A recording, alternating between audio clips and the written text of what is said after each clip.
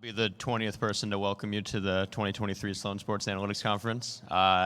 We got a great turnout today for an excellent workshop. So I'm Bob Hayes. I'm a second-year MBA at MIT Sloan, and what we have today is data-centered decision-making, how to implement a process that maximizes the value of your data. And our workshop leader today is Ben Alamar, sports analytics author and consultant. Everyone give it up for Ben.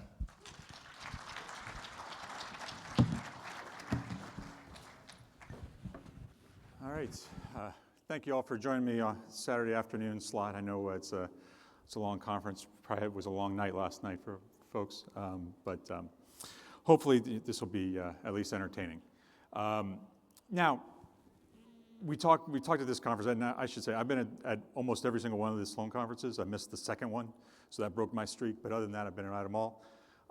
And in this conference, we talk a lot about new data, better data, and all this stuff, and how it can really change the way we think about sports. All of that is sort of wasted if we don't actually get into the decision-making process and get all the value out of it that we can. So that's what I'm going to talk about today, is sort of a little bit of how data in decision-making has evolved, but more so how we can go from where we are now to a more effective process in the future. So to start with, though, we need to think about what are we talking about when we talk about decision-making. And in this context, what we're talking about is a situation in which you have a whole lot of information, different sources of information. Some of them may be quantitative, qualitative, pure opinions, whatever it happens to be. And you as the decision maker have to take all of that information, synthesize it, make a prediction, and then from that prediction, you get to observe one outcome. Now, given the uncertainty in data, all the variability and everything, that one outcome is not necessarily the only outcome that's possible. There are probably a lot of different outcomes that can be possible from any particular decision, but we get to observe one. And so very often, obviously, we judge our decision-making by that outcome, whether it was successful or not, when more we should be thinking about, are we setting up a process that, given a lot of repeated decisions, we're more likely to have good outcomes? And so to think about that and just get in the mindset of how we synthesize information into decision-making, into making that prediction in our own heads about what the best, most likely outcome is going to be based on what we know, we're going to do a little warm-up, okay? A little warm-up decision-making for everybody. And this is a non-sports warm-up. Everything else is going to be sports, I promise. In fact, everything else is going to be basketball. So let's start with the little warm-up here. Just some basic pieces of information. This is Linda. She's single, she's outspoken, she's very bright. She majored in philosophy. As a student, she was deeply concerned with issues of discrimination and social justice. And she worked on the Obama campaign while she was in college. Okay. Now we're going to have to make a prediction about Linda, what Linda is doing now. So take out your phones, and you can text. So the number you text to is 37607, and you text one of the codes next to the outcome that you think is most likely for Linda. Which one is the most likely situation for her right now, given what we know about her? Okay.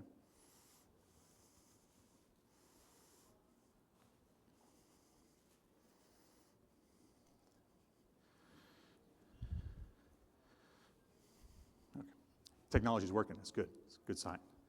People are making decisions.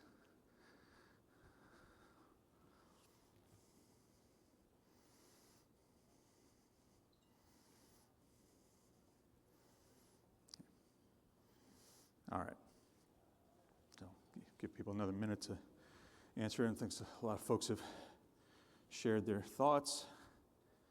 And feel free to continue to answer if you feel like it. But what we've learned here is what we learn every time I do this example, is that as a group, collectively, we make big errors when we make decision-making individually. And by that, I mean there's a trap in this. This is an experiment that's been run many times. I've run it 20, 30 times. It's been run in the literature since the late 70s. This is a conjunction fallacy.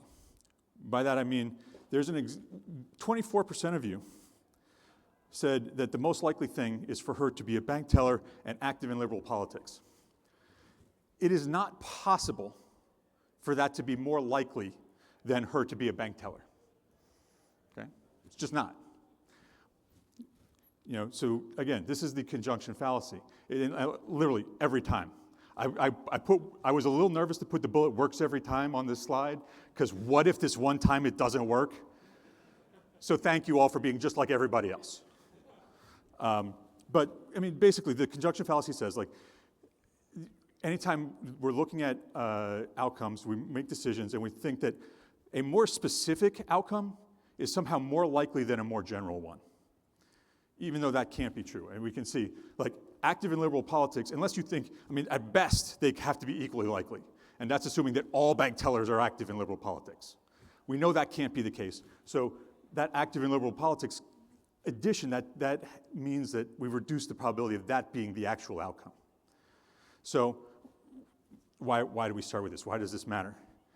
Well, the reason we make this error consistently as humans is that our brain is really, really good at certain things. We're really good at creating narratives. We get a set of information and we turn that into a story that makes sense to us. And that liberal politics part, that made a lot of sense based on what we knew about Linda. But that's not the rational approach. That's not a rational decision. So we need to understand that there are things that our brains do really well and things that they don't. And think about how we're structuring decision-making around those strengths and weaknesses. The conjunction fallacy is one example of a host of well-documented cognitive biases.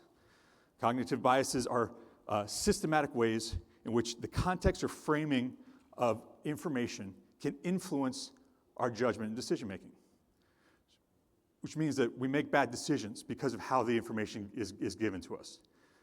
We don't make the optimal decisions. So that's why we use data, right? Like, data is there to help us avoid these cognitive biases.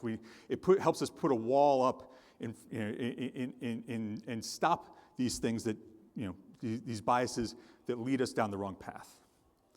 So that's the basis of what we're going to do, and we're going to try and construct a process that really maximizes that power of data, that value that data brings to us.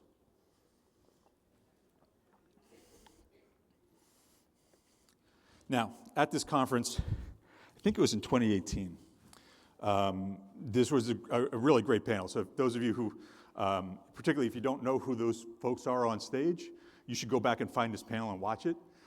These are the four, Voris McCracken, Keith Woolner, John Hollinger, and Brian Burke are four of the legends of sports analytics. They created a ton of statistics that we use every day. And they were talking about data and decision making, how it's evolved in sports with teams in particular over that time from the beginning of when the conference started to in 2018. And they were talking about how now data has finally got a seat at the table, right? And so it's part of the decision making process. And Voris made a point that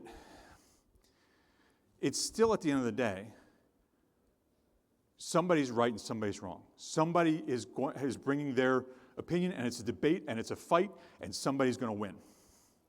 So there are winners and losers in every decision when you think about it in this context. And this is the seat of the table model. Okay? So before, as this conference, the very first beginning, when we were thinking about a draft decision, this is what the draft decision, the table looked like, right? It was the GM, the assistant GM, some of the scouts, maybe a couple other people. And they were sat around the table and they talked about all the players and they figured out who they wanted to draft.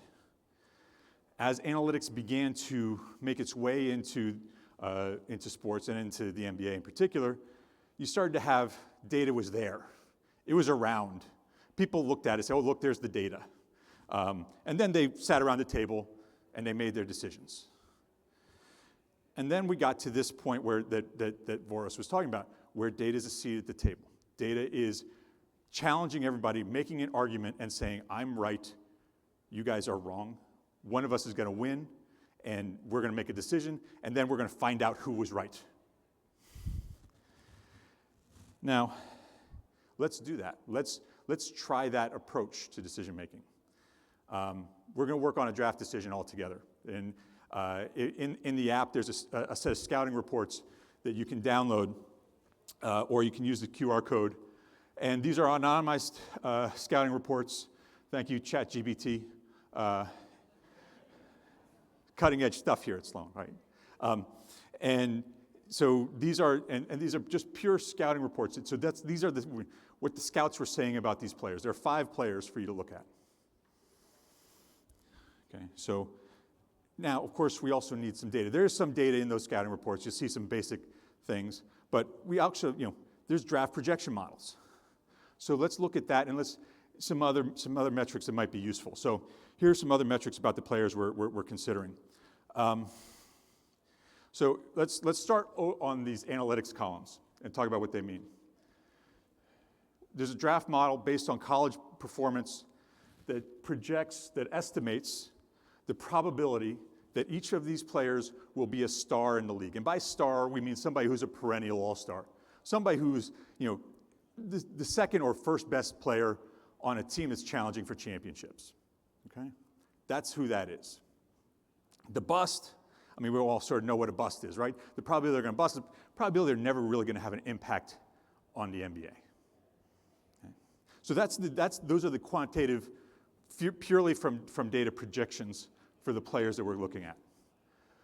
But we also have these GM and assistant GM probabilities where they estimated what they thought based on all the information they had. So based on the scouting reports you guys have, based on watching film, based on talking to the players, this is how they see it, separate from the draft model.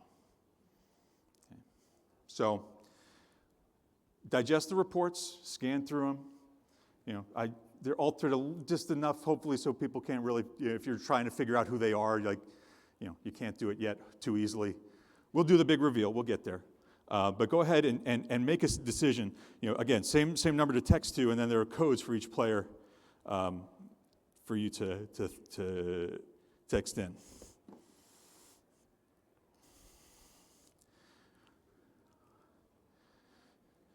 Now, I'm gonna warn you that when I get enough results, I'm monitoring the results, separately right now.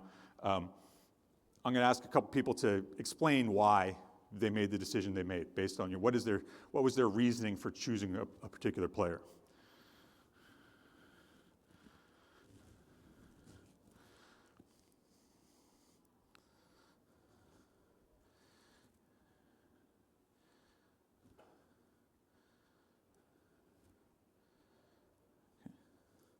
All right, seems to have more or less settled down.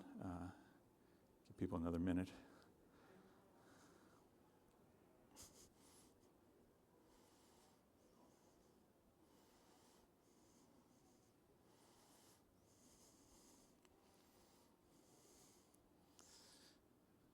All right. Okay, so let's take a look. That's what you thought, okay? So nobody chose player A, so that was interesting. The GM's favorite. This is an analytics conference. I guess I should have expected that. We're just counterintuitive. 10% player B, 35% player C, 13% D, 43% player E. So somebody who wanted player E, defend yourself. Like what was your reasoning for player E? A volunteer to share. I like to do this just because the thought processes are always fascinating to me. So I'm curious if somebody will share their player E decision. There we go. We can get it mic'd over.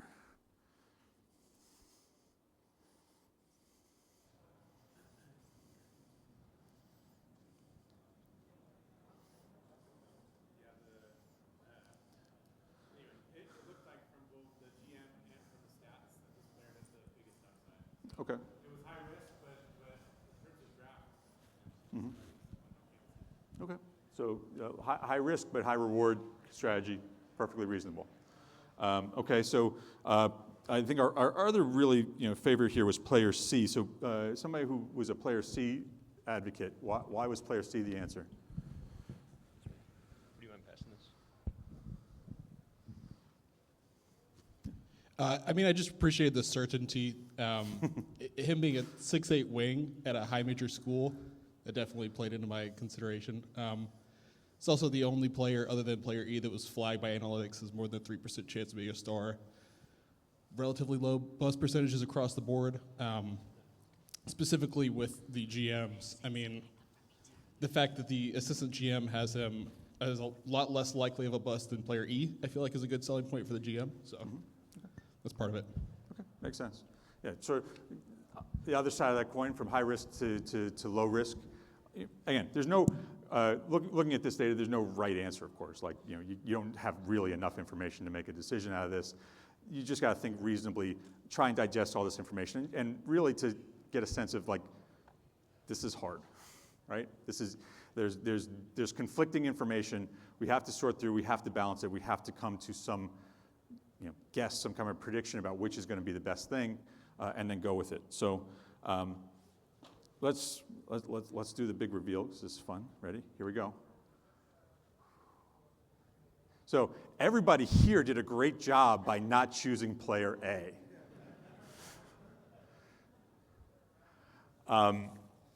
This was when I was with the Cavaliers, and we had the first pick in a draft. Now, to be fair to us for just a minute, this was this really, really strange draft, in that we had the first pick in the draft, and there was zero interest in anybody trading down and taking that pick. There was just nobody thought of as a for sure slam dunk player to take with that pick. Everybody had problems. Nobody was projected to be great. Normally, when you have the first pick in a draft, there are 2, maybe 3 players that you're thinking about. I have 5 here. We probably went through 8 the week leading up to the draft, trying to really figure out who we were going to draft. And we ended up with Anthony Bennett.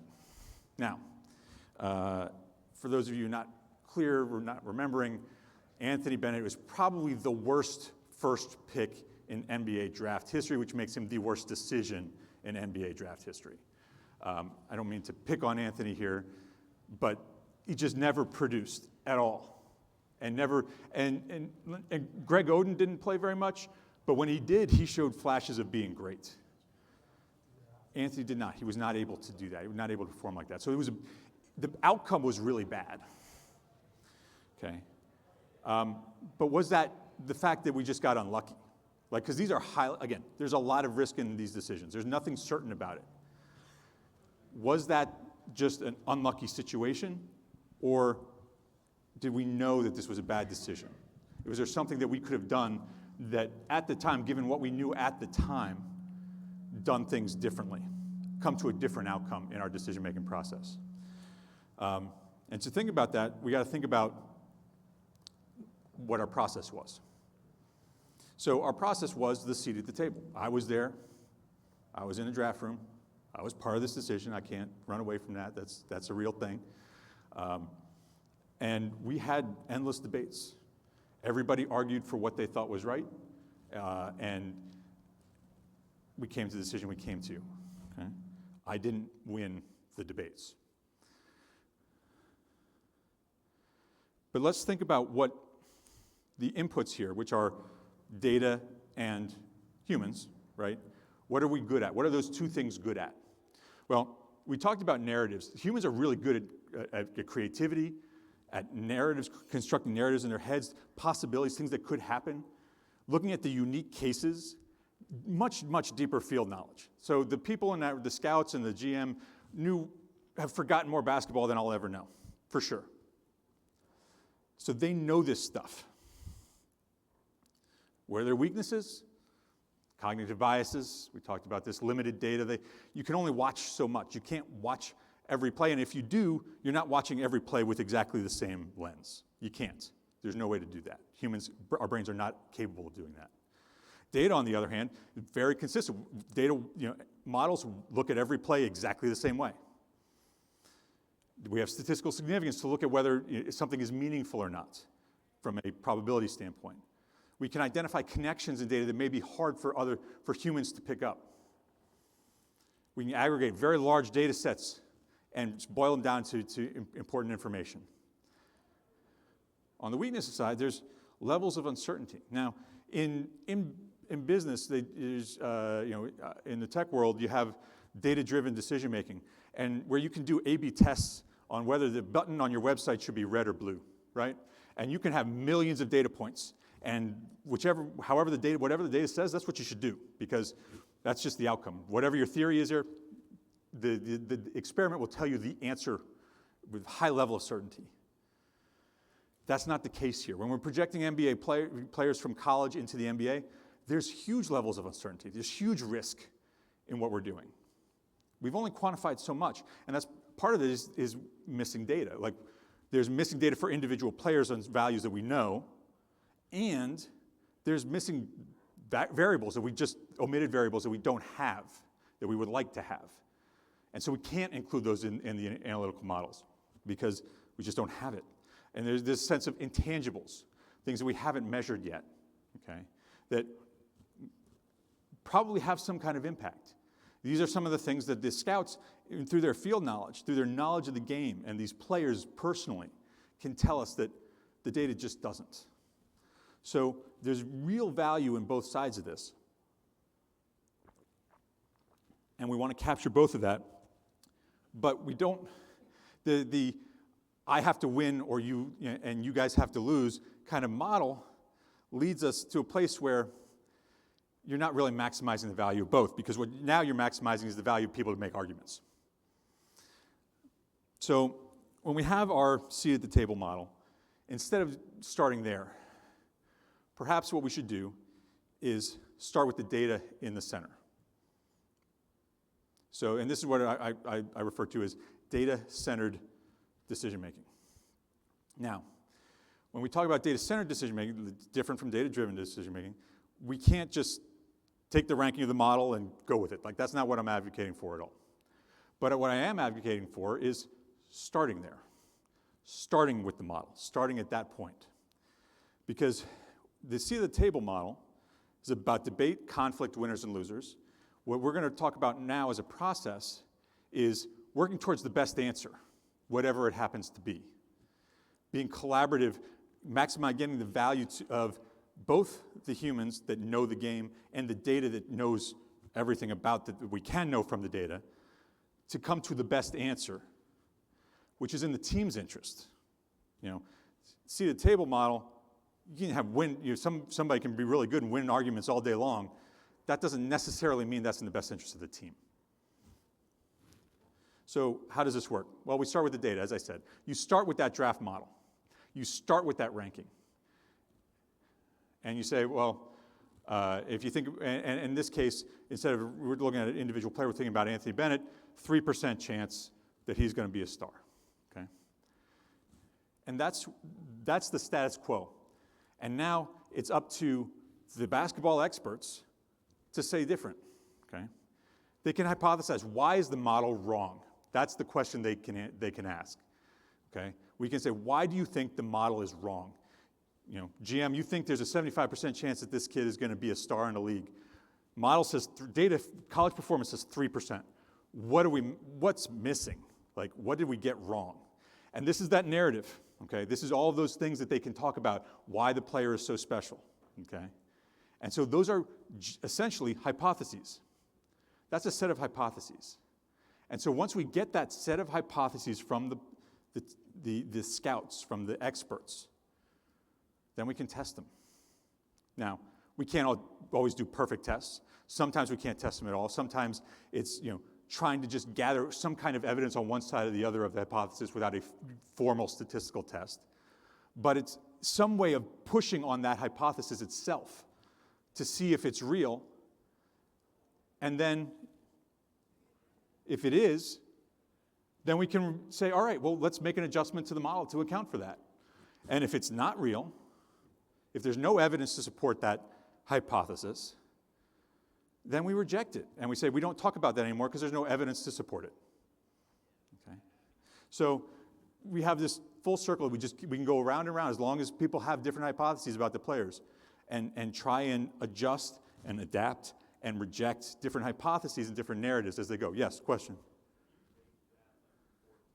It's a great question. I'm about to do exactly that, hopefully. And if I don't, if I fail, let me know and we'll go back and we'll do it again. Okay, so again, let's start with the Anthony Bennett discussion. All right, I was in the room. I was saying he's like the data does not like him very much. Why are what's the deal here? It's like, oh, your model it undervalues players like Anthony Bennett. That's a hypothesis. That's fair. And that's like from the mindset of the analyst, you have to say like that is possible. It is not impossible that my model is perfectly unbiased against Anthony Bennett. It might be. So that's my hypothesis that we now have to test. The model is biased against a particular type of player, a style that they have. And you drill into with the folks like, what do you mean by that? Why do you think that? What do you mean by his type of player? And once you get that definition, once you get that sort of detail from them about what that means to them, that it's biased against these types of players,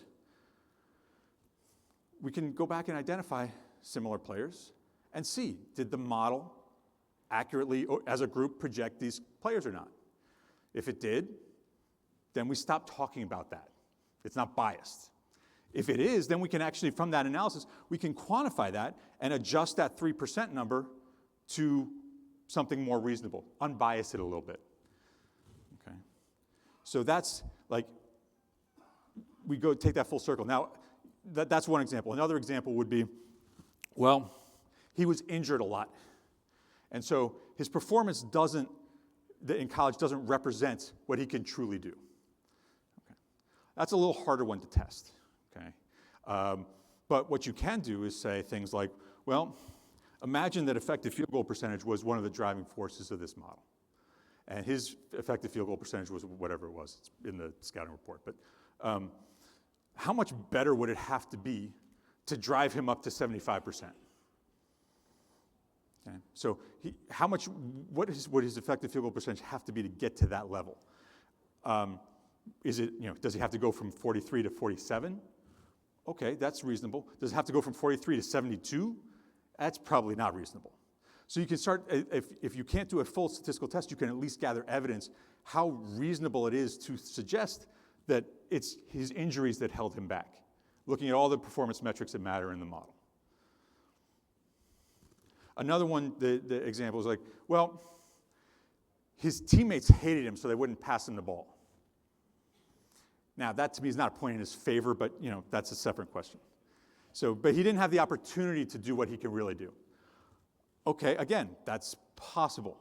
But what do we mean by opportunities? If the metrics that we have in the model are not opportunity-based, if they are rate metrics, then what kinds of, are there different types of opportunities that he should have had? Well, let's investigate that. Did he have any of those? Can we see the film where he actually did these things that you're talking about? He just didn't get to do them a lot. And we can start to adjust and work on the metrics to try and rebalance his metrics to account for that. Okay. But again, as we go through these different questions about him, about the model, I should say, not about Anthony. These are, every time we say there's no evidence to support that, then we have to put that argument aside and remove it from our how we're thinking about it. Okay. So that's how we get to a better decision. It's collaborative, right? It's working together. Instead of saying, I know I'm right, I'm going to argue to be right, you just say, I think this. Why do you think that? Let's get to the best decision. Because the best decision, I might like player A, you might like player C, but player B might be the right answer, but we're not really considering him. So that's why the collaboration in a process that iterates like this is important. It harnesses the knowledge and creativity of experts. Okay? These guys really know the sport. They've watched a lot of basketball. They understand it in a way the models do not. So let's use that.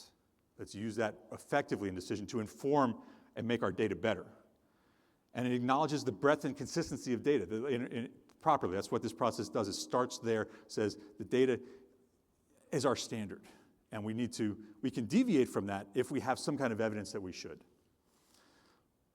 Now, this process requires certain things, though, okay?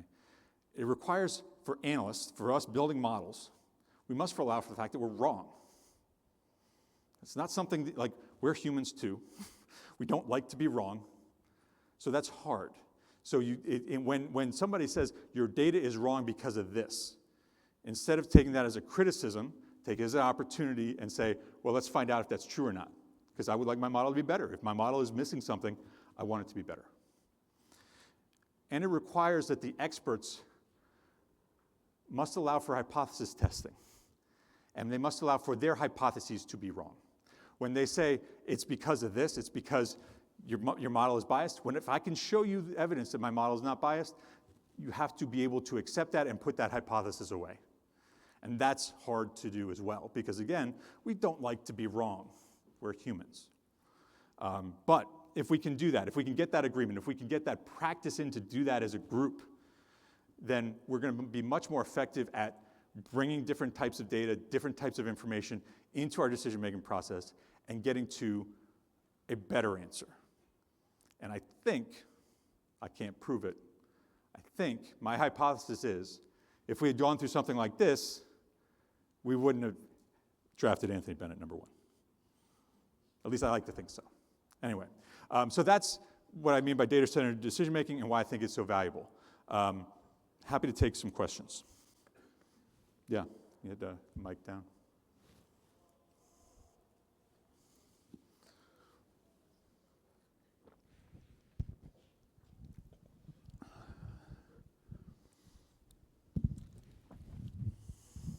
So how does a question like talent versus fit come into play with this? Because you think about things like, there's numerous examples throughout the NBA, Yep. taking Sam Bowie over Michael Jordan because Clyde Drexler was already there and things like that. Yeah. So how does that play into this model?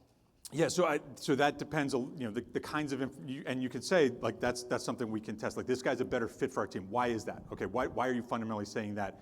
And so, and for example, in this draft, Ben McLemore was dinged in our draft because we had Deion Waiters. Okay, well, we're really making decisions about Deion Waiters, about our future of our team around Deion Waiters? Okay, that's, like, he's that good? Okay, but, like, you really have to say, like, he really is that good. We don't want to, we won't have the minutes for him. Today's NBA, that's less of a thing, obviously. Like, position's much less important. We can play a lot of different players together in ways we didn't, a few years ago. But it's part of the consideration, and it's part of thinking about, it's also part of how you project. Are you projecting just, in an abstract probabilities of being successful, or are you perhaps trying to project impact on our particular team? Because that's possible as well. I'm just curious where Giannis was on the table. Yeah, that's always the question, right? Unfortunately, so we didn't have good international data to build a model around at that time. We didn't, at least, and our scouts didn't peg him as Giannis. So he really wasn't. He was never entered into our first pick discussion.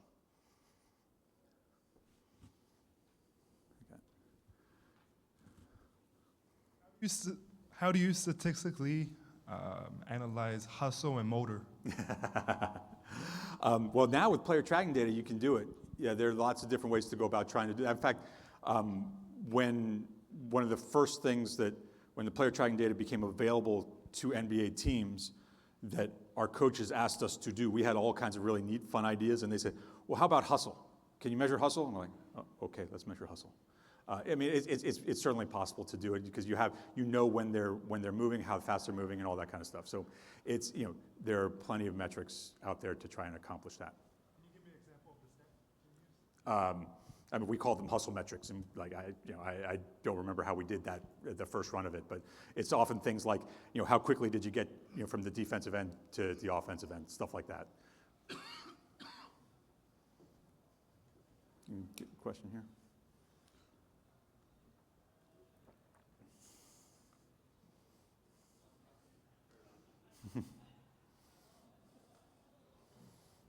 So I'm kind of piggybacking off these last couple of questions, but if you have something that's like one of these intangible hypotheses, say I was scouting Kobe back in the day, right? And I'm a scout that comes to you and I'm like trying to explain Mamba mentality, and you as an analyst, you're like, okay, yeah, I see it, but it's not really something you can put in a data model. Like, is that something that you would try to rectify with your model, or are you just saying, in this instance, we can't measure Kobe properly? Yeah, so there are a couple answers to that. Like, I think one, like, ideally, then, like, you want to say to somebody, like, well, how does that mentality that you're talking about, which he clearly manifests, like, not challenging that, how does that manifest on the floor? What impact do you see from that? Is there a way we can try and measure it through whatever you're observing by this mentality that is so special? And then try and go around and measure it. If those kinds of things, you don't have, often, like in the draft last couple of days, you don't have time to do all that. You say, all right, well, who else had this kind of mentality that you think? And let's look, did their metrics before they got to the NBA have any, were they lower than everybody else's? And they just like exceeded them because of this mentality? Okay, that's something we can do a little more easily. Now, there's a little bias in that because anytime you do that, they're going to choose people that were successful. And as I told a student recently, Matthew Dellavedova really works hard, works really hard. So there's a little bit of bias baked into stuff like that. But absolutely something we want to try and long-term try and measure and build into the model if it's effective, if there's something we can do. Yeah. Back there.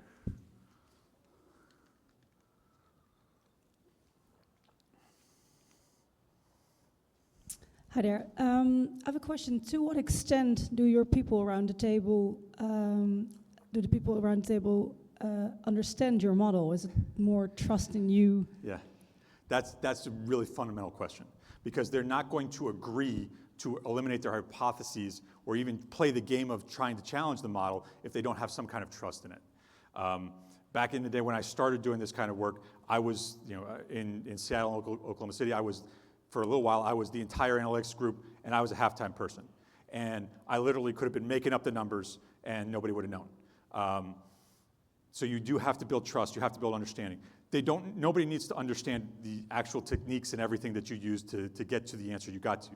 What they have to fundamentally trust is that you are doing the best you can, and you can explain to them why somebody looks good. Why is this player looking better than the other player? And then they have to trust you personally that you understand well enough the game to do this, and that you can say, well, this player looks good because of the X, Y, and Z, and look at all these other players in the past that had that same pattern and were really successful. That's what I'm looking at. That's why I think this. And that, it often, depends on where people are going into the organization and how comfortable they are with data. That can take some time to build that up. But as you do, like once they get past the fact that you're doing your analysis through data instead of film study, and they think that you're trying to win basketball games, then you can have those discussions.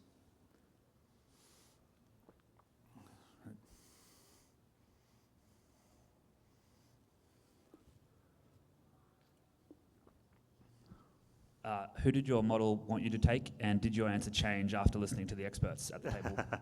Yeah, that's a really fair question. And it was Otto Porter was my guy in that draft. He just came out the best of the players we were considering. And to be totally fair, like it was the entire group. We spent several hours working through Otto Porter. At the end of the day, as you saw in the scouting report, his athleticism was in question. And they said, well, Otto Porter can't dunk. Like literally, like that was what they were saying. I'm like, well, I pulled up the clips. I said, look, he dunks. And it's like, that's not our point. He's not athletic. I'm like, okay, well, sorry. But yeah, I did not move off of that. I thought that was the right answer at the time. It's a better answer than what we did. But yeah, I think I did not have this mentality at that time either. I was trying to, I was at the seat of the table model trying to win the argument. Hello again. Yeah. So can we apply this circular iterative process of hypothesis and test to data design, model design, and due diligence in addressing cognitive biases at the data collection stage? Or do you think that this particular style of working is a little too robust for that? And if so, how would you recommend we approach those things instead? Yeah, so I think that this is an important part of model testing and model building because, if any of you saw the creating a player stat out player tracking data ESPN panel earlier today. Brian Burke will talk about like looking at the data, looking at the results and saying, well, does this make sense? Really? I think the model says this is the best player around? I'm not sure about that. And then testing on it, because there are experts who will tell you that, this player really is that good. It's like, okay, well, if that player is like not scoring well in my model, maybe there's something wrong with my model. What can I go back and look at to improve if I have a consistent problem? And so I think as an analyst, the more you can do that, the more you can go through that cycle of pushing on where your model might have errors, the better. And so by the time you bring it to everybody, at the ultimate decision-making point, there's a lot less questions, and you've done a lot of that test. You've answered a lot of these hypotheses actually before they even start. I don't know where the mics are. So, outside of giving examples to GMs and assistant GMs, what's a way that you've found like a good communication style to getting them to see the data sort of more as you see it?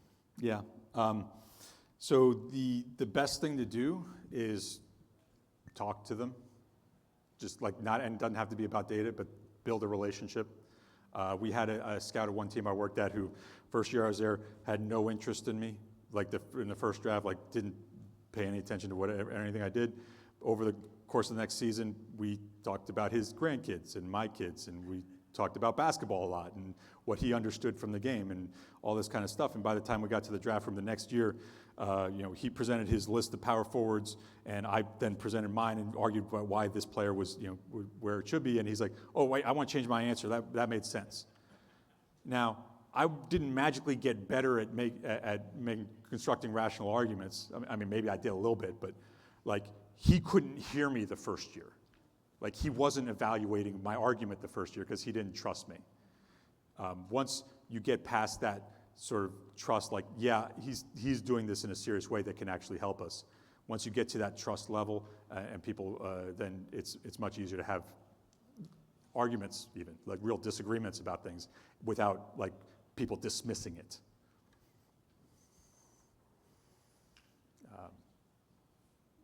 Sure. Hi, I just was wondering what you do when you have to make a quick decision and you don't have the opportunity to iterate. That's a really fair question. I think that it's, you have to, first it goes into preparing for as much as you can for any kinds of decisions you're going to have to make. That's assembling all the data, all the information, anything, because you're right, at the end of the day, we could have at the very last minute gotten a trade offer, and we had to evaluate that and make a decision about that. If I don't have models built to evaluate trades in the right way, to value draft picks with protections and all that kind of stuff, so we can make a reasonable trade-off between drafting number one and taking this offer, I missed the boat. So most of that is about preparation, so you can have at very least an answer you feel good about at the start, when it comes in. And then it's, very quickly, then, if depending on your time frame, it's, really the GM just has to take that in and make a call. Yeah. Hi. So I was just wondering, I heard in a panel earlier, they were kind of talking about how on most NBA teams, there's the data analyst people and then the people who talk to the players. So there's a middleman, so to speak, when information gets delivered. Mm-hmm. Do you think it would be more efficient to find more folks who kind of combine those skills into one, or do you think it's better to keep those separate and have the sides maybe challenge each other in a way? Yeah, I think that's an interesting question, and I think so. And there are a lot of models out there. Right now, Dean Oliver, who, if you haven't read his book, Basketball on Paper, you don't really belong here. I'm sorry. No, I'm kidding, but go read it. His book was basically the start of modern basketball analytics. He's now a coach on the Wizards bench. So he travels with the team. He works. There's an article a few months ago how he works with Porzingis regularly on his game and how Porzingis loves it. So there are people that know the game really well, know the data really well, and can communicate it. And know one of the hard things I think for analysts going in, they have all of these things that they think are valuable and important. And there's only so much you can actually tell a player to change for the next game. Like, you don't have a whole lot of time to adjust. You don't have practice time. You have to really decide, as a coaching staff, I think the coaching staff has, whether there's a Dean Oliver on the coaching staff or there's somebody who just like is a good connection to the analytics group on the coaching staff, so they can bring those insights in and let the coaching staff decide like what is going to motivate this player to do better. Because they know the mentality of the players better than the data science group off to the side. Now, the second part of your question that was interesting is should we keep these things separate? And like, no, we shouldn't keep these things separate. Like there was a school of thought when we started this, like, yeah, we want to keep different. We don't want to bias these things at all. Like, we want people. It's much better to combine the information. One, from a collaboration standpoint, everybody gets to know each other. There's a lot less problems, a lot less dismissing of things. But also, like, you learn. Like, I learned a ton listening to scouts watch film, a ton. And I like to think that a lot of scouts learned a little bit different how to watch the game a little bit differently from the models and the statistics that I was bringing to the table. And if without that kind of back and forth, that's a synergy that's lost. So I strongly believe in keeping those avenues of communication wide open. Yeah. Got a question there? Are there models that predict the likelihood of different levels of skill? You had the star percentage and the bust percentage. Yeah, Are there the models that we used had several different. Are they a star? Are they a starter? The role player? Then bust. Like those were the levels we used, and those are defined quantitatively. Those are just labels we put on quantitative cut points of different performance metrics. But yeah. Thank you. Sure. Yeah, we can go right there. Does your deep dive into a player minimize depending on when they're getting drafted to allocate your time efficiently? Like, for instance, first pick. Yeah. Undrafted. Yeah, I mean, first, to a certain extent, yes, because when you're drafting one and there are 3 or 4 players that you're considering, you're not going to deep dive into players that are, not in that group, because it's just not a good use of time necessarily, unless you think there are trades that are, proposals that are coming for you to move back in a draft. That's the other part. Like, that's where you need the general like models and general rankings from the everybody on the staff to say, yeah, if we were able to draft, if we move back to 5th, we get this guy who we think is about this much worse than the guy we take at first. And so we need to be able to do that trade-off, but be ready to employ if that actually comes up as an opportunity to do that deep dive as quickly as we can into that player. So we can make that trade-off. As you're farther back in a draft, there are more options like that are on the table even if you don't move. So you have to do a lot more digging into each player, and it's time constrained. So you have to definitely be careful about how you're allocating your time on each one. Okay. So in your book, you talked about the 2008 draft with Russell Westbrook, and so if you can recall back to that hypothesis, now looking at different positions, because you chose Russell Westbrook in that he would produce more almost than a big. So if you can recall that type of model. So first, thank you for mentioning the book. It's available on Amazon. It makes a great gift, set of coasters, whatever. It's all good. So Russell Westbrook was an interesting decision, one, because he was shifting positions. So he was going to go from being a shooting guard in college to a point guard in the NBA. So my model, we had to throw that out the window. That didn't work. And talking about being time constrained, we decided that like 3 weeks before the draft. So we wanted to understand whether we had to come up with, again, the hypothesis that Sam Presti, our GM at the time, was that Russell Westbrook could make the transition to being a full-time point guard.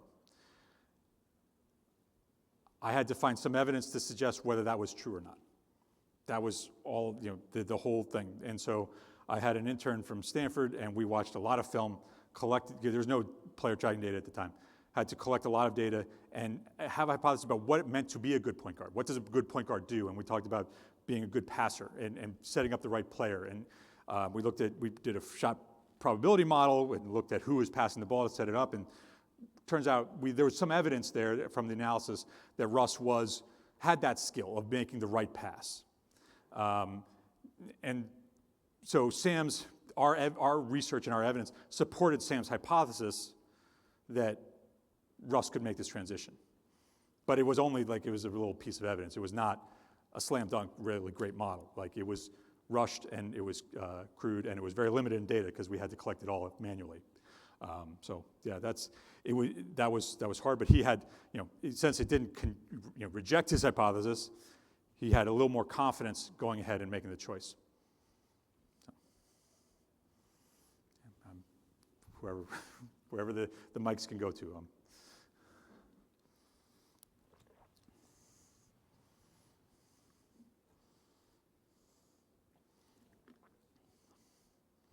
Maybe like shifting gears a little bit. I know you mentioned earlier how like in businesses and tech companies you can A/B test a lot of this stuff. Yeah. Acknowledging that is like the decisions there aren't final, and like in the NBA room, like you couldn't go back and change your Anthony Bennett decision. Yeah. How would you advise this process to like a tech company or a business and how they make decisions? Is it pretty similar, or are there other main differences? I would say that anytime you're making a decision with data, like the most important thing to understand is how much uncertainty is in the data that you're using. If you have millions of data points and you've done an A/B test, you do what the data says. Like there's no reason not to. But if you don't necessarily have millions of data points, you don't have an A/B test. You have a lot of trending data. You have thousands of data points maybe, and the data is suggesting we go this way. Well, how certain is that in suggesting? If we get out of that world of we got millions of data points, A/B test, do it, then that's when you need to start doing something more like this. Somewhere, the more uncertainty in the data, the more you need to go into this route of really pushing on the data. I think you should always start with the data, and then based on how much risk and uncertainty is in the data is how much hypothesis testing you need to do around it.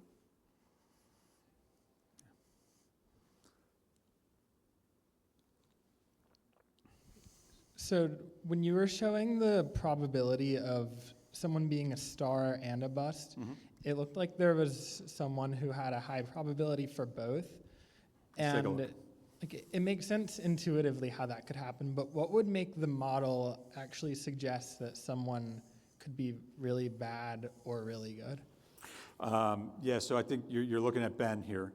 And I don't remember exactly why that occurred. Like it is sort of the boom or bust sort of result is suggesting there could be a couple of things. There could be some conflicting information coming from the data about he's really good at something that drives up probabilities to be successful, but he's also really bad at something that drives up probabilities of being a bust. It could be lower levels of data. Like if your sample size is really low, the certainty around your estimate is going to be less, and so it just pulls it up. So I don't remember exactly what drove it for Ben, but those are two of the things that will drive that kind of situation.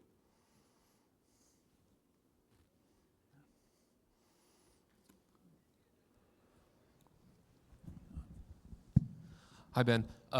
So question about most of what you talked about is on the on-court data and the basketball side. Yep. Do you ever mix this with the business side? Like, two players might project to add the same value on the court, but one will drive more ticket sales.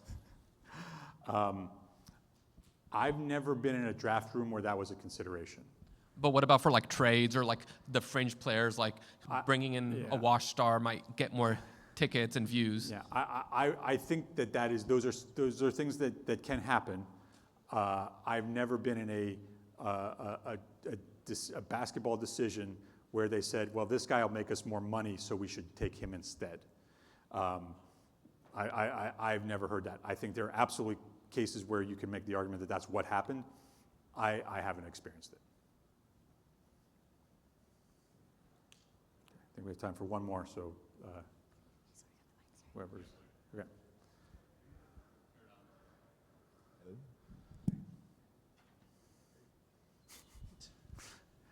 Tells me it's on. There we go.